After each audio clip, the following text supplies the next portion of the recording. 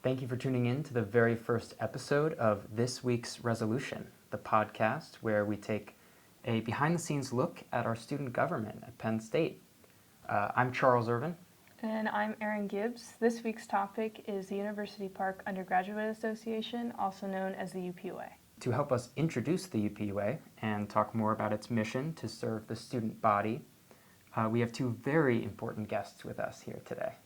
Sitting across from me is Nora O'Toole. She is the president of the UPUA and of all 42,000 undergraduate students at the University Park campus. And sitting across from me is Giselle Concepcion, and she works alongside Nora as the vice president of the UPUA and of the undergraduate student body.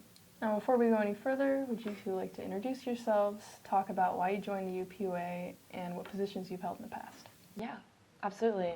My name is Nora. I'm currently a fourth year, majoring in cybersecurity, analytics, and operations, and a minor in security risk and analysis. So a little bit of a mouthful there, but essentially all things cybersecurity.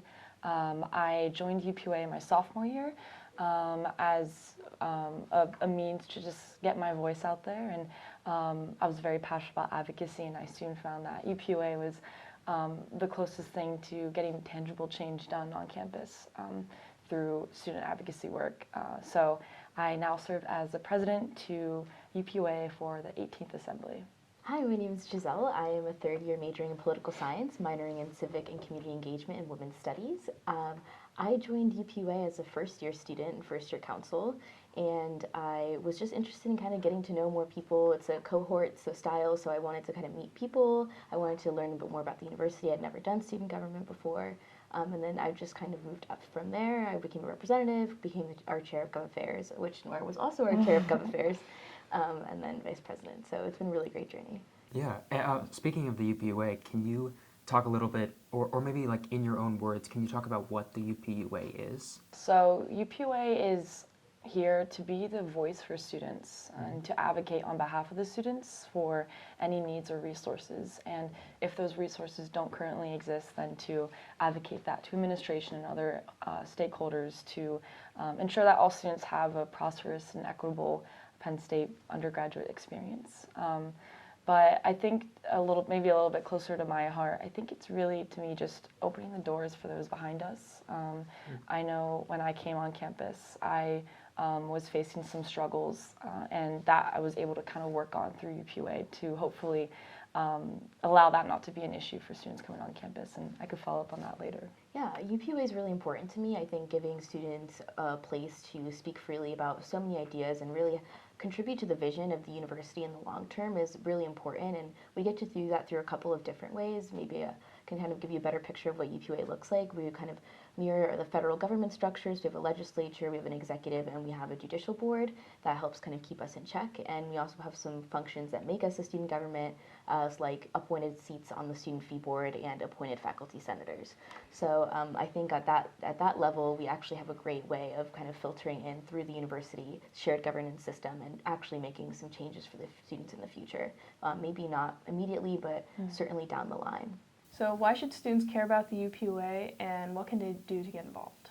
So I think students should care about UPUA because we have so many places in which we do get to share our voice and our opinion with administrators or the board of trustees or other faculty members and staff.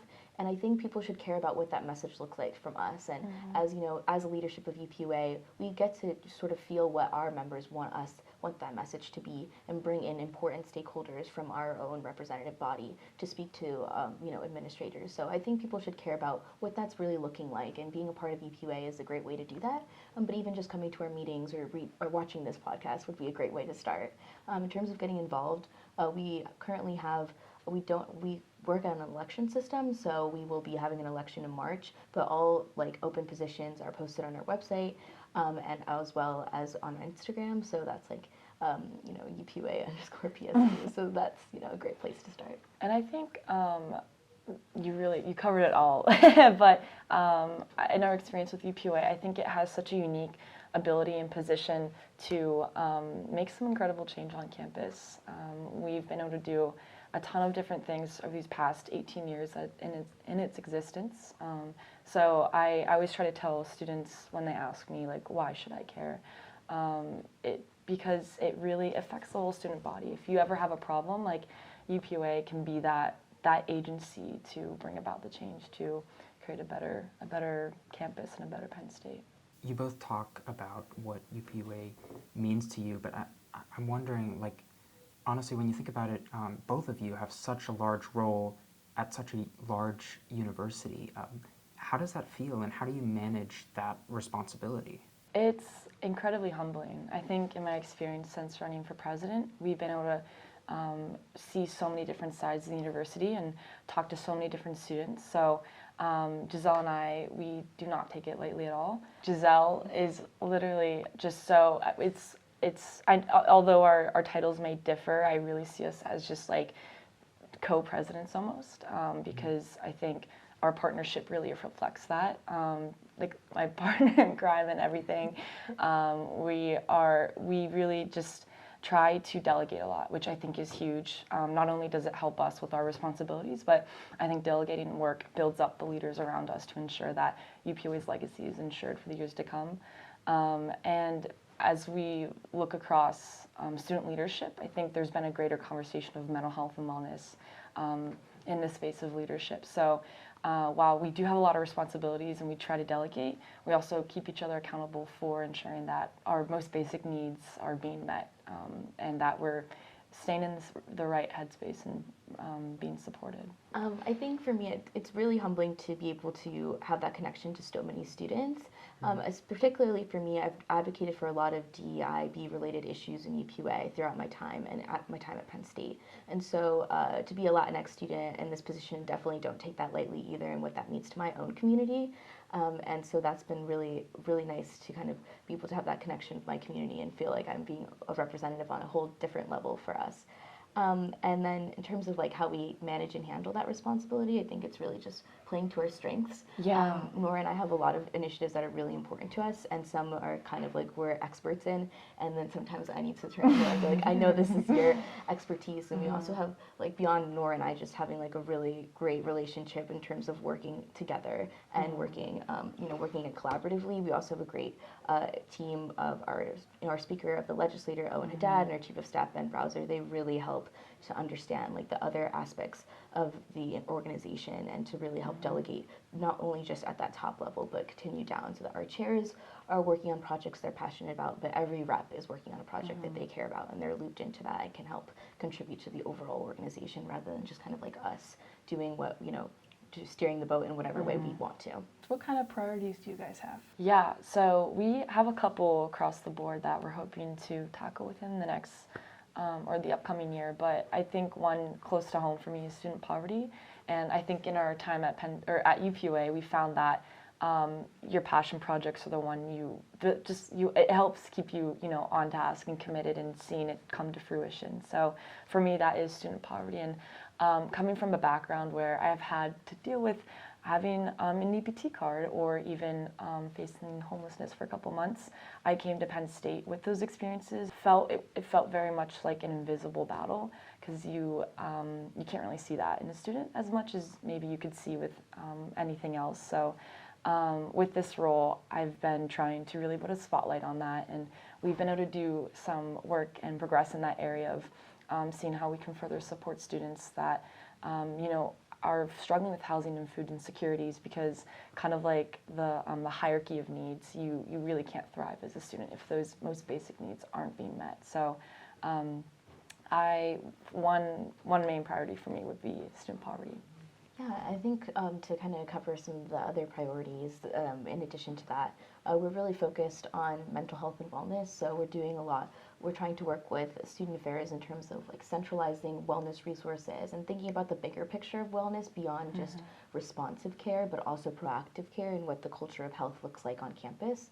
And so we're hoping to do some projects in line with that, including the vending machine, the wellness vending machine, which we passed a resolution on earlier this year, and looking at what kind of alternatives to that, or what that's going to actually look like when it comes to fruition in the coming months, or maybe even beyond that.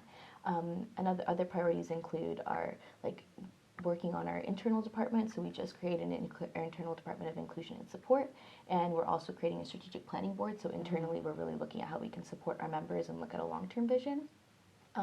We're also doing things with the student fee board in terms of ensuring its longevity with the constricting, financials. It's really important that we are working closely with them on the strategic planning for the future. And I think that kind of encompasses a lot of what we work on. We work on some small things here and there, like we said, we have certain meetings where we can kind of get something done pretty quickly.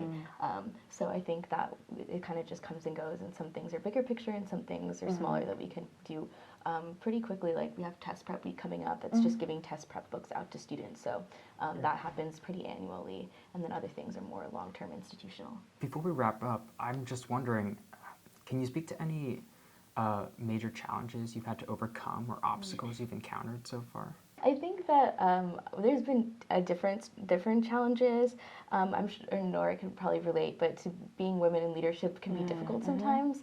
And so learning how to find your voice as a leader in the organization has definitely been a journey. And so kind of just finding that personal confidence to know like what's the right move and who to talk to and how to just develop as a leader has been one challenge.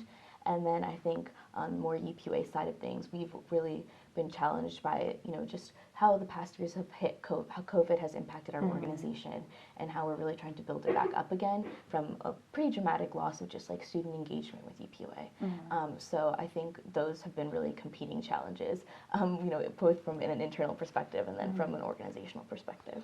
I think Giselle really covered a lot of that, but I know we touched upon this previously, but just that overall discussion of mental health and wellness and student leadership. As we've progressed in our leadership, there's been more meetings to represent students at, and there's been more expectations, but then at what point is that balance between, being a student and also being a student leader, and where time for yourself and your own needs fit in there? So we've addressed that a little bit with our own internal work and our own creating a department focused on member well-being. That's part of the overall larger discussion that the university is having with student leadership and mental health and wellness and just well-being in general. So I would say mental health and well-being has just been part of that journey through leadership as well. That's great to hear, especially because you have to tackle so many issues, and oftentimes you're, going from one thing to the next, and you have to always be moving on and working on so many different projects at the same time. Really, honestly, I can't imagine. All right, well, thank you guys again for finding the time to join us on this podcast. And remember, if you want to get involved with the UPUA, you can go to upua.org. Yeah, we just launched applications for our shadowing and information program, which is super low barrier to entry. It's just kind of coming to our meetings and having a little bit more structure and information behind it, but you can check that out on our Instagram. Awesome.